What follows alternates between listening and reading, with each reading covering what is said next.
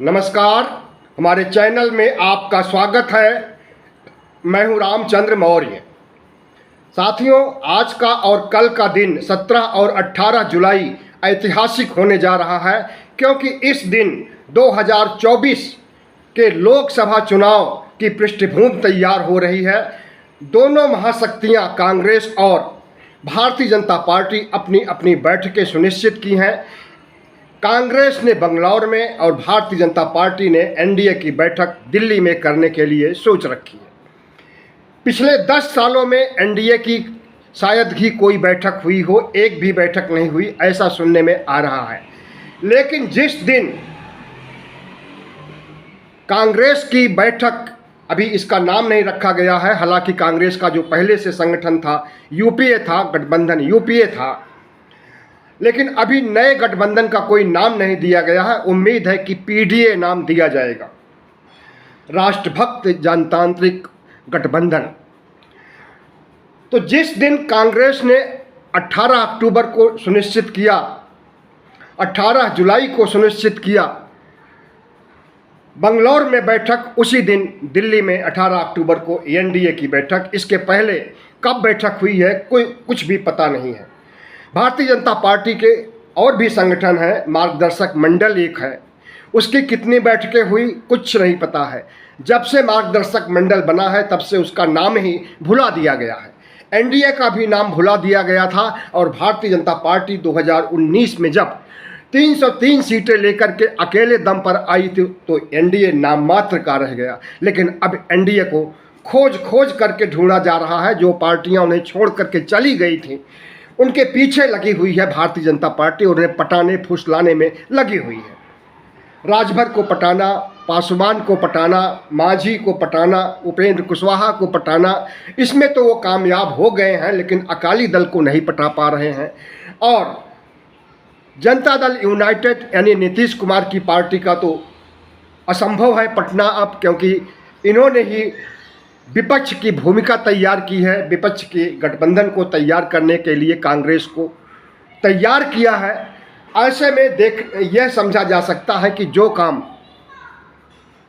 कांग्रेस और नीतीश कुमार ने पटना में ऐलान किया था कि 18 जुलाई को बंगलौर में बैठक होगी, और उसके पीछे पीछे भारतीय जनता पार्टी चल करके, और 2 दिन पहले उसने कहा कि 18 जुलाई को एनडीए की बैठक दिल्ली में होगी, तो समझा जा सकता है कि भारतीय जनता पार्टी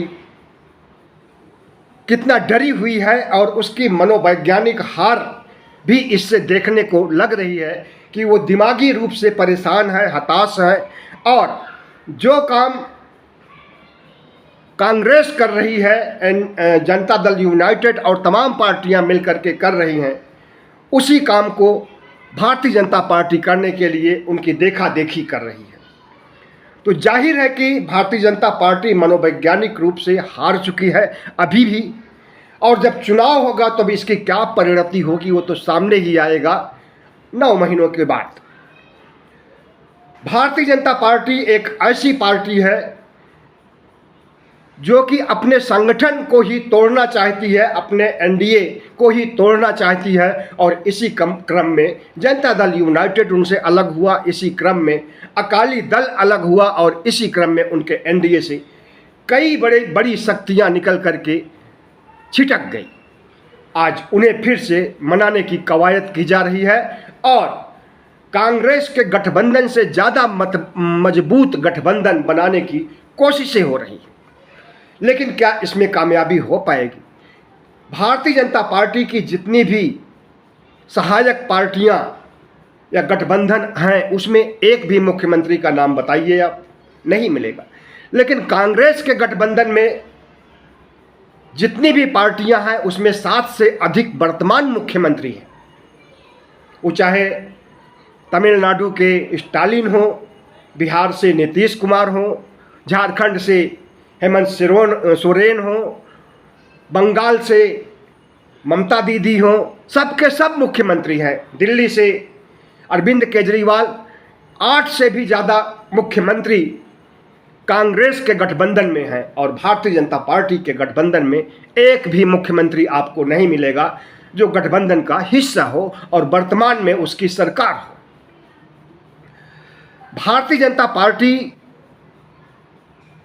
को यह भी पता है कि पिछले 10 सालों की एंटी इनकम्बेंसी से उसे कितना बड़ा नुकसान होने जा रहा है और पिछड़ों के वोट से, दलितों के वोट से, मुसलमानों, पसमानदा मुसलमानों के वोट से जो उसे 2019 में जीत मिली थी, वह जीत भी अब सवालों के कटघरे में खड़ी हो गई है, क्योंकि इन्होंने पिछड़ी जातियों के जनगणना से इनकार कर दिया, एक सिरे से खारिज कर दिया कि ओबीसी जनगणना हो ही नहीं सकती है। पसमानदा मुसलमानों को निराश किया और जितनी भी ओबीसी, एससी, एसटी की जातियां हैं सबको ब्राह्मणवाद और मनुवाद के कुचक्र से कुचलने की कोशिश किया। वर्णवाद को लेकर के आज भी दलित समाज का लोग घोड़ी पर नहीं बैठ सकता, शादियों में मूछें नहीं रख सकता है, मुसलमानों की लिंचिंग हो जाती है, उन्हें कसूरवार ठहराया जाता है कि वे गायों को काटते हैं, गायों की तस्करी करते हैं।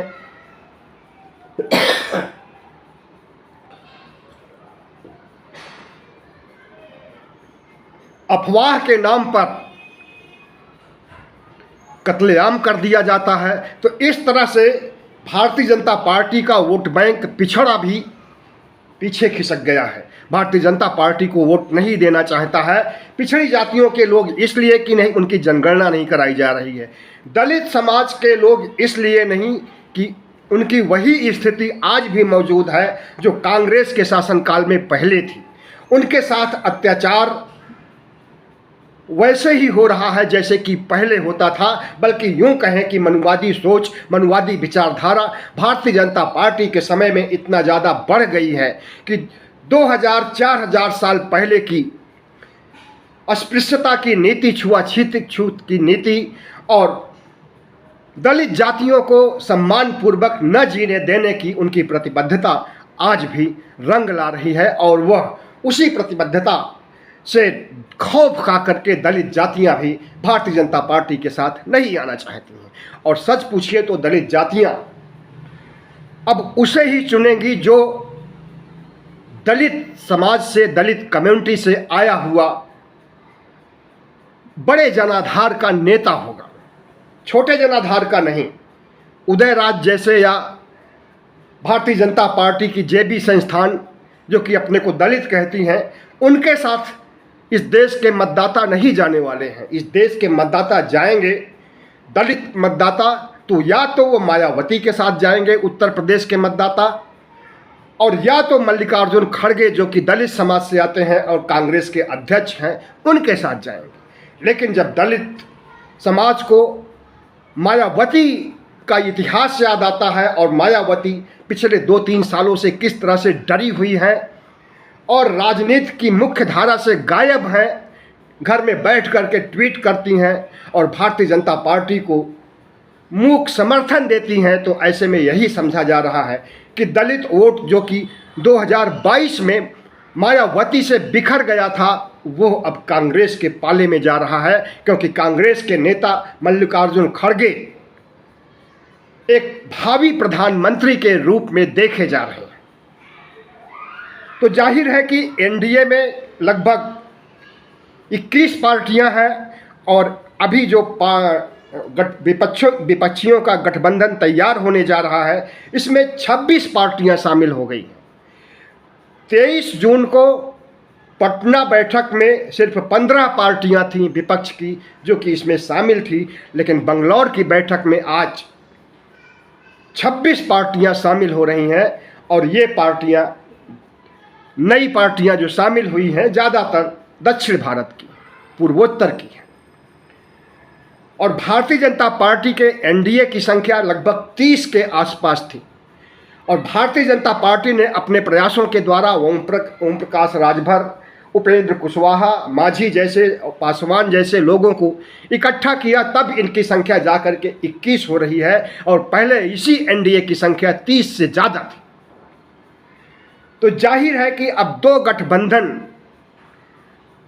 2024 के चुनाव की दिशा में आगे बढ़ रहे हैं। इसमें कौन सा गठबंधन का कितना जनाधार है, इस पर निर्भर करेगा कि 2024 की जीत किसकी होगी, किस गठबंधन की होगी, किस पार्टी की होगी और कौन प्रधानमंत्री बनेगा। आपको मालूम होना चाहिए कि जो दो गठबंधन हैं, एनडीए और नया गठबंधन जो बनने जा रहा है, कल इसका नामकरण भी हो जाएगा और मिनिमम कॉमन प्रोग्राम भी बन करके तैयार हो जाएगा।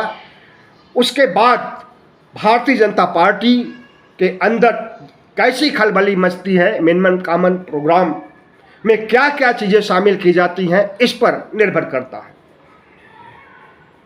लेकिन इन दोनों गठबंधनों से अलग हट करके 4 पार्टियां ऐसी हैं जो कि 2024 में किसके पक्ष में जाएंगी कुछ नहीं कहा जा सकता है। हमें तो लगता है जिसकी जीत हो रही होगी उसी के पक्ष में जाएंगे। उड़ीसा से नवीन पटनायक, आंध्र प्रदेश से तेलुगु देशम पार्टी नायडू की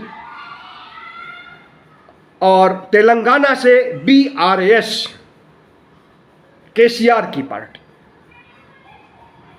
इस तरह से ये पार्टियां अभी न्यूट्रल हैं, किसी के पक्ष में नहीं है। और सच पूछिए तो ये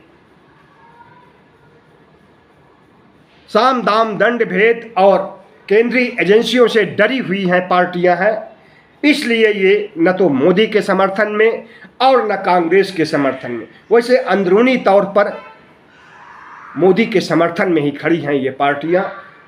और मायावती तो बी टीम कही जाती हैं भारतीय जनता पार्टी की। तो भारतीय जनता पार्टी की बी टीम में तेलंगाना भी शामिल है, आंध्र प्रदेश भी शामिल है, उड़ीसा भी शामिल है, मायावती तो पहले से ही शामिल है। लेकिन अभी कुछ नहीं कहा जा सकता है क्योंकि ये न्यूट्रल है और ये जिसे देखेंगे कि जिसकी सरकार बन रही है उसी में शामिल हो जाएंगे। इनको लेकर के सुनने में आया था कि अखिलेश यादव तीसरा मोर्चा बनाने की तैयारी में है, लेकिन किन्हीं कारणों से अखिलेश यादव को पीछे हटना पड़ा और तीसरा मोर्चा नहीं बन सका।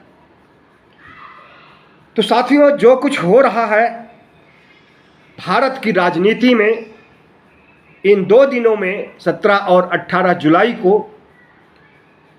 मील का पत्थर साबित होने वाला है और अगले 5 सालों के भारत के भविष्य को निर्धारित करने वाला है कि भगवा राज फिर से स्थापित होगा या फिर भगवा गैंग की छुट्टी हो जाएगी, भगवा गैंग खत्म हो जाएगा, भारतीय जनता पार्टी भारत मुक्त हो जाएगी। भारतीय जनता पार्टी के कद्दावर नेता नरेंद्र मोदी ने 2013 से ही कई बार सार्वजनिक मंच से कहा कि हम भारत मुक्त कांग्रेस भारत मुक्त करना चाहते हैं, लेकिन भारत मुक्त कांग्रेस को नहीं कर सके। और आज कांग्रेस वही भारतीय जनता पार्टी को चुनौती दे रही है और अपना एक बड़ा सा 26 पार्टियों का गठबंधन बना करके भारतीय जनता पार्टी के लिए मुसीबत खड़ी कर दी।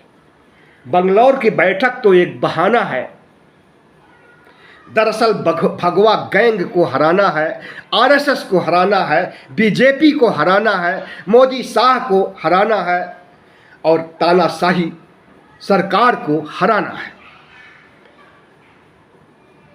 बंगलौर बैठक से बड़ी उम्मीदें हैं। इस देश की जनता 90 करोड़ मतदाता 140 करोड़ देशवासी उम्मीद लगा करके बैठे हैं कि भारतीय जनता पार्टी को हटाने के लिए कौन सा दिशा निर्देश जारी किया जाएगा और किस तरह से भगवा गैंग की भारतीय जनता पार्टी को नेस्तनाबूद किया जाएगा। इसके लिए रोड मैप तैयार करना है और वही रोड मैप तैयार हो रहा है बंगलौर की बैठक में।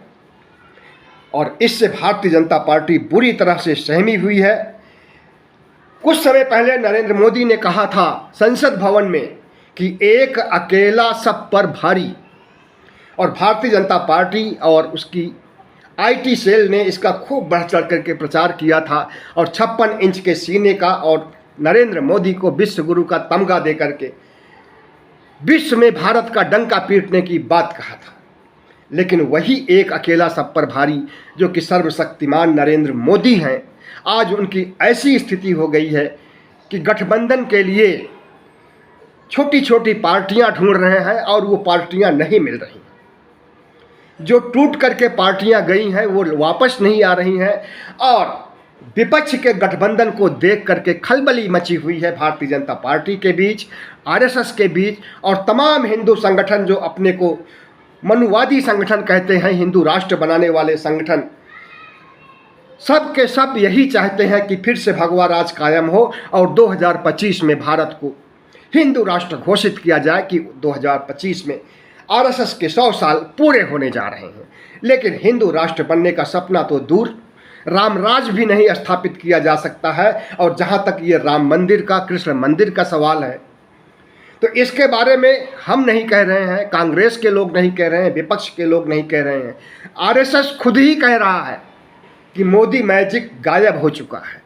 राज्यों के चुनाव से पता चल गया, कर्नाटक, हिमाचल के चुनाव से और कई राज्यों के चुनाव से, कि मोदी मैजिक भी गायब, हिंदू मुस्लिम भी गायब, राम मंदिर भी गायब। राम के आश्रय अब कोई चुनाव नहीं जीता जा सकता है। तो जिस तरह से भारत की राजनीति एक मोड़ ले रही है और भगवा राजनीति को धत्ता बताने की कोशिशें हो रही है, धर्मनिरपेक्षता कायम करने, संविधान को मान्यता देने, लोकतंत्र को मजबूत करने की बात जो गठबंधन करेगा वही आगे बढ़ेगा और उसी का राज होगा। और जो गठबंधन संविधान को नष्ट करना चाहेगा, लोकतंत्र को खत्म करना चाहेगा, मीडिया को खरीद लेना चाहेगा, उसकी दाल नहीं गलने वाली है अब, क्योंकि जनता समझदार हो गई है। ओबीसी के लोग समझ गए हैं कि उनके वोटों का कैसे दुरुपयोग किया भारतीय जनता पार्टी ने। उनके वोटों से जीतती हुई भारतीय जनता पार्टी उनकी गणना तक नहीं कराना चाहती है। दलित समाज के लोग समझ गए हैं कि उनका सम्मान भगवा युग में नहीं मिल सकता है, क्योंकि भगवा युग के बारे में बाबा साहब डॉक्टर भीमराव अंबेडकर का जो परसेप्शन है, जो विचार है, वो चीख चीख करके कहता है कि भारतीय जनता पार्टी और आरएसएस किसी भी युग में, किसी भी कालखंड में दलितों के विषय में, आदिवासियों के विषय में, पिछड़ों के विषय में नहीं सोच सकता है। वह सोचेगा तो भगवा एजेंडे को आगे बढ़ाने के बारे में ही सोचेगा। इस बात को अब दलित भी समझ गए हैं, आदिवासी भी समझ गए हैं, पिछड़े भी समझ गए हैं। इसलिए भारतीय जनता पार्टी को जो 2019 में पिछड़ी जातियों, अति पिछड़ी जातियों, पसमानदा मुसलमानों और दलितों का वोट मिला था, वो एकाएक समाप्त होने जा रहा है और ये सारे वोट कांग्रेस की तरफ उन्मुख होने जा रहे हैं, कांग्रेस को के गठबंधन को मिलने जा रहे हैं, जिससे कि विपक्ष मजबूत होगा और विभिन्न जातियों में बटा हुआ भारतीय समाज अब नहीं चाहता है कि वो जातिवाद का दंश झेले या धार्मिक गुलामी की ओर पीछे की तरफ जाए या हिंदू राष्ट्र के नाम पर उसके साथ अत्याचार हो। वो नहीं चाहता है कि हमारा धर्मनिरपेक्ष संविधान को कोई खतरा हो, वो नहीं चाहता है कि हमारे लोकतंत्र को कोई खतरा हो। इसलिए एक मुश्त वोट पिछड़ी जातियों का, ओबीसी, एससी, एसटी का कांग्रेस गठबंधन को मिलेगा और कांग्रेस गठबंधन की जीत होगी। तो बंगलौर बैठक यह निश्चित करने जा रहा है कि मनुवादी युग जो 2014 से शुरू हुआ था, 2024 में 10 सालों में ख़त्म हो गया और इन 10 सालों में जिस तरह से धार्मिक पाखंड, हिंदू मुस्लिम, मुस्लिमों का कत्लेआम, हिंदुओं का कत्लेआम और किसानों के साथ अन्याय, अत्याचार और 750 से ज़्यादा मारे गए किसानों के प्रति कोई संवेदना नहीं सरकार की, ऐसी सरकार को उखाड़ फेंकने का समय आ गया है। उत्तर प्रदेश के बिजली पावर का हाल देखिए कि वीडियो बनते बनते लाइट चली गई और ये लाइट कब आएगी कुछ नहीं कहा जा सकता है। बहुत बहुत धन्यवाद। हमारे चैनल को सब्सक्राइब कीजिए।